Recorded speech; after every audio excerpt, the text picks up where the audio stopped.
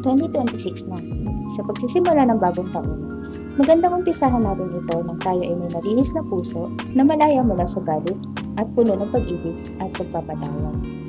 Sabi sa Lucas 6:27-28, "Ngunit sinasabi ko sa inyong mga nakikinig sa akin, mahalin ninyo ang inyong mga kaaway.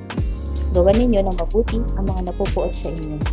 Pagpalain ninyo ang mga nagbibitaw ng samba laban sa inyo, at ipanalangin ninyo ang mga nagpapalupit sa inyo."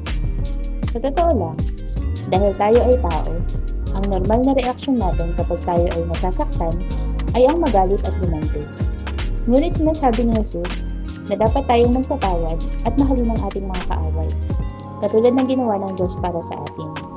Tayo rin ay minsang naging kaaway ng Diyos dahil sa ating mga kasalanan.